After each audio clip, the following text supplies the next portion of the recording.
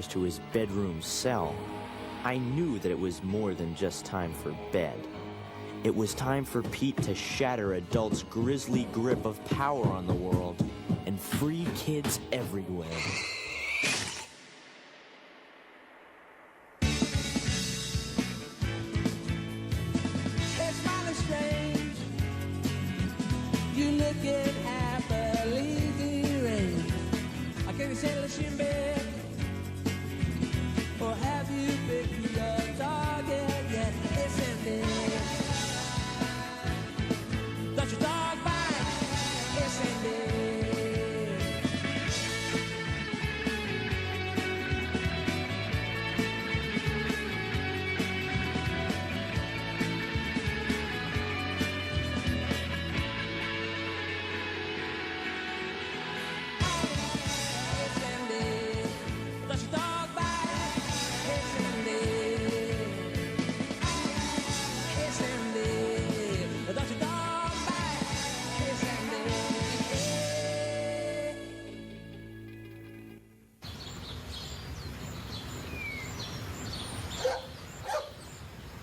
After 10 years, 4 months, and 27 days, my brother Pete had reached his breaking point. The injustice of bedtime was no longer acceptable to him. Pete was convinced that the bedtime rule was part of the international adult conspiracy, which operated in secret and kept adults in control. Well, I tell you what I do, Nancy. I buy the 2%, and I tell them it's whole milk. They never know the difference. Hey, what they don't know can't hurt them. And even though Pete discovered why his cereal tastes like sludge, the bedtime rule remained a mystery.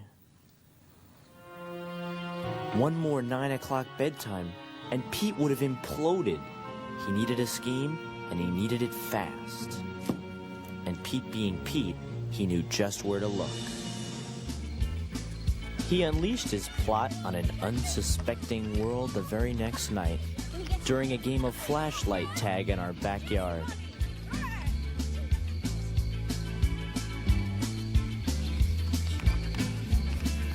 Gotcha!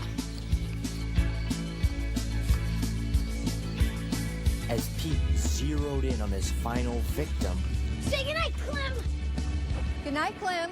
Mom, what are you doing? It's 9 o'clock, Pete. That's enough for tonight. It's bedtime.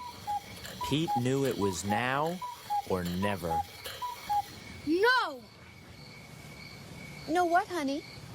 No, I'm not going to bed. I don't feel like going to bed. Oh, don't be silly, Pumpkin. It's wet out here. Come on, let's go. I said no. I said yes. And I don't like the tone in your voice, young man. Move it! The battle lines had been drawn. Mom knew that the next move was hers, so her brain kicked into strategic mom defense mode. Would she try reverse psychology, a maneuver she was famous for, or would she stall, bribe him, or go for the jugular and bring Dad into it? You want to stay up late? Fine. She went with the old standby. And how late would that be? 9:15? 9:30? Later. Oh, really? Well, why bother coming inside at all? Why don't you just stay up all night? Okay. Mom was stunned. Pete had called her bluff. And Mom knew right away that the only way out of her pickle was with the deadly double bluff. Why stop there? How about 2 nights? How about 11? 11 days? Without sleep? Yep, I'm gonna break the world record. Is that so? Well, have a nice time. Pete had won, and his master plan was quickly made clear: to claim for kids everywhere the Ghibli's world record for sleeplessness, set in 1962 by 56-year-old housewife Bertha Van Houten. If Pete could pull it off, he'd prove to Mom and the entire known world that when it came to bedtime, he could play by his own rules. Pete's friends were so inspired by the idea of staying up 11 days past their bedtime that they too decided to go for the record. But what none of them realized was that they were playing right into the razor-sharp claws of the international adult conspiracy.